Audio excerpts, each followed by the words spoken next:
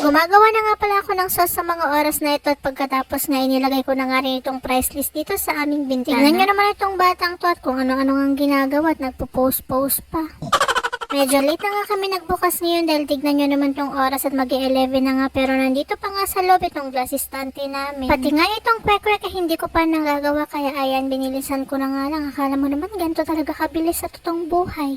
Katatapos ko pa nga lang magluto ng kwek-kwek meron na ngang customer. Bumili nga siya ng 30 pesos na french fries at 10 pesos na squid ball. Nung wala pa nga mga customer kumain nga muna ako dahil gutom na nga kami. Sakto naman meron nga kaming binili sa baba na itong big siomai. Habang si Bobby eto nga at naglalaro. Ito namang next customer bumili nga siya ng 20 pesos na kikiam. Kapag ganitong mga tanghali pa nga lang wala pa nga masyadong bumibili kaya naghugas nga muna ako ng mga ginamit namin. Wala naman kasing ibang gagawa na ito dahil wala naman kaming katulong. Charis.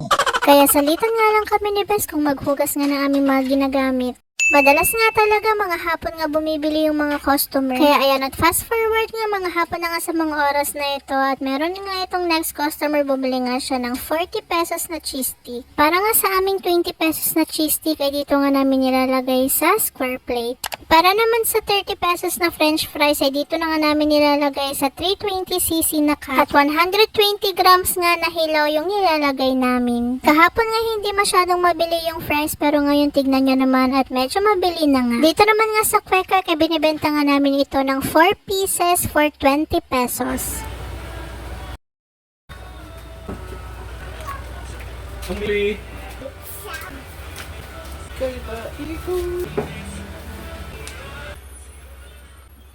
Sa mga oras na nga ito ay nagluto nga ako ng lumpiang toge para nga kainin namin at experiment na rin kung paano nga namin mas mapasarap ito para nga pandagdag sa aming negosyo. Kung meron nga kayong alam kung paano nga mas pasarapin itong lumpiang toge, comment nyo na nga lang yan sa comment section. So far so good naman nga itong niluto ko kaso nga lang nung nilagyan na ng wrapper ay medyo wala ngang lasa. Pero ayos nga lang yun at least alam na namin kung ano nga i-improve namin next time. Itong next customer ay nag-request nga siya na hatiin ko nga daw itong binili niyang kikiam, fishball at squid ball kaya ayan. Bigyan mo ba? Gusto ko? Yung 10. 15.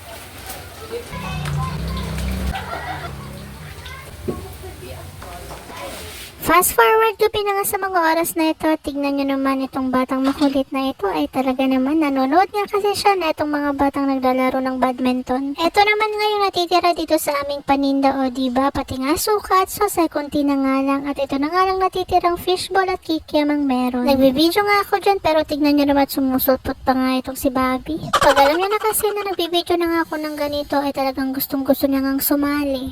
Nung 7 PM na nga ay nagsara na nga rin kami. Ganito nga kasi talaga madalas yung routine namin kapag nagsasara kami at eto ang batang to ay tumutulong na nga rin.